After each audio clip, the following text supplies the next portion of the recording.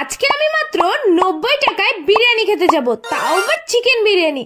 আমি তো ভীষণ এক্সাইটেড। অনেকদিন ধরেই মনটা কেমন বিরিয়ানি বিরিয়ানি করছিল, তাই আজকে ফাইনালি আমি রেডি সেডি হয়ে বিরিয়ানি খেতে বেরিয়েই পড়েছি। দেখো দোকানে কিন্তু তোমাদের দাদা ভাই আমাকে নিয়ে চলে এসছে, আর এখন আমি ওনাকে বলেছিলাম যে লেগ পিস দেখে বিরিয়ানি দিতে।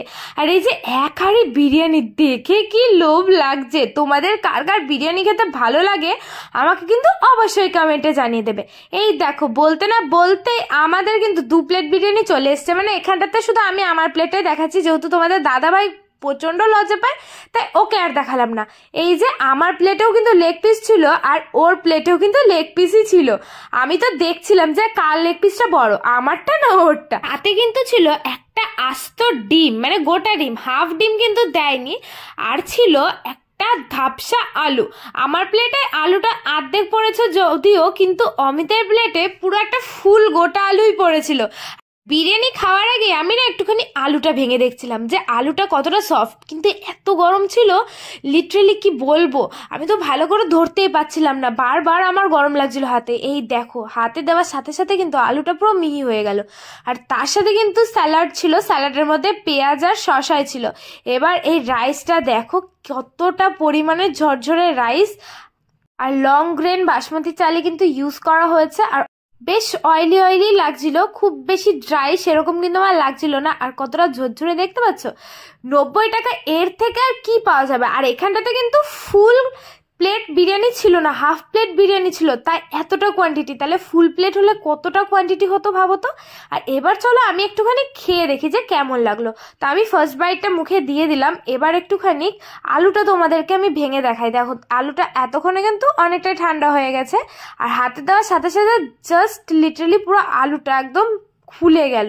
এবার আলুটা খেয়ে দেখবো যে আলুর ভেতরে সমস্ত মশলা গেছে নাকি। তো আলুটা আমি একটুখানি খেয়ে দেখলাম, বেশ ভালোই লাগলো।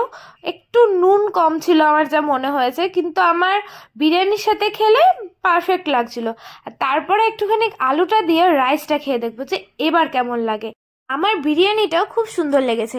90 টাকার মধ্যে এত সুন্দর চিকেন বিরিয়ানি আমি যে পাবো এটা আমি কিন্তু আশা করিনি। আর তার সাথে এই যে গোটা একটা ডিম দিয়েছিল, তা আমি একটুখানি করে ডিম খাচ্ছিলাম আর একটুখানি করে রাইস খাচ্ছিলাম, কিন্তু চিকেনটা এখনো অবধি খেয়ে দেখিনি যে চিকেনটা কতটা পরিমাণে সফট হয়েছে।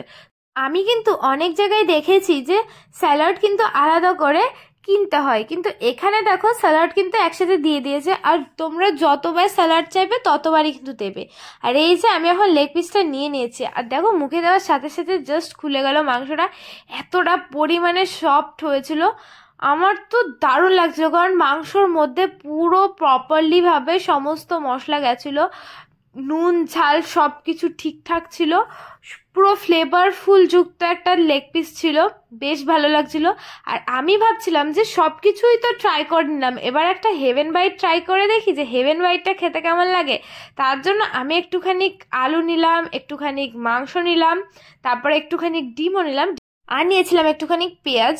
আর এবার একটুখানি রাইস নিয়ে পুরো হেভেন বাইটটা গালের মধ্যে দিয়ে দেবো। আর এই হেভেন বাইট খেতে যে কি মজা, এসে যদি একটু গ্রিন চাটনি হতো তাহলে তো ব্যাপারটা পুরো জমে ক্ষীর হয়ে যেত। তোমরা আমাকে জানিও যে আজকের ভিডিওটা কেমন লাগলো, আর তোমরা অ্যাফোর্ডেবল প্রাইসে কোথাও বিরিয়ানি খেয়েছো নাকি সেটাও জানিও। তো আজকের জন্য বাই, দেখাচ্ছে নেক্সট ভিডিও।